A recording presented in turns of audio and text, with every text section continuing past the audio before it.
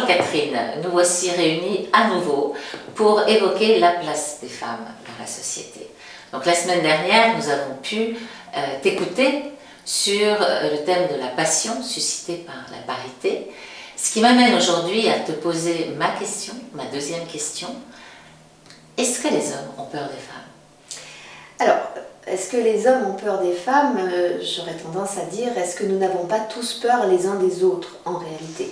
Puisque la réalité, c'est que nous sommes pleins de compétences les uns et les autres, mais nous sommes aussi pleins de défaillances ou pleins de doutes quant à nous-mêmes. Et donc à ce titre, les femmes ont peur des hommes, ont peur de ce que les hommes contiennent et savent et qu'elles ne savent pas et ne contiennent pas. Les femmes entre elles se craignent parce qu'elles sont dans des rapports de rivalité potentielle, parce qu'elles se jaugent les unes par rapport aux autres, donc elles sont susceptibles aussi d'avoir peur les unes des autres, comme les hommes entre eux, qui met parfois des combats assez sanglants entre eux.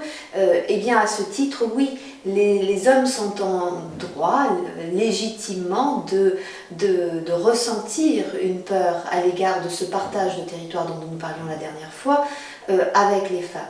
Parce que, évidemment, comme tout le monde est faillible, comme tout le monde ne peut pas tout faire, et comme l'autre arrive, et notamment les femmes, avec une couleur très spécifique, une façon de fonctionner de façon spécifique, quand bien même on sort des mêmes écoles, et donc on a été formés aux mêmes choses, on ne passe pas par les mêmes façons de fonctionner, et de fait, on peut imaginer une sorte de toute-puissance de l'autre, d'autant plus que la femme vient d'un territoire que l'homme, même s'il le partage, il n'a pas tout partagé, notamment la maternité. Voilà, faire un bébé, il ne le fait pas. Donc, de fait, il peut imaginer la femme dans une version très toute-puissante, venant grignoter de son territoire qui était sa base à lui d'expression et d'épanouissement, et donc voir avec une défiance certaine la venue de la femme sur le territoire professionnel.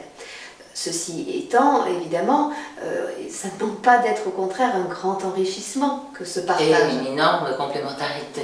Donc merci pour cette prise de conscience que nous allons donner aux hommes en t'écoutant.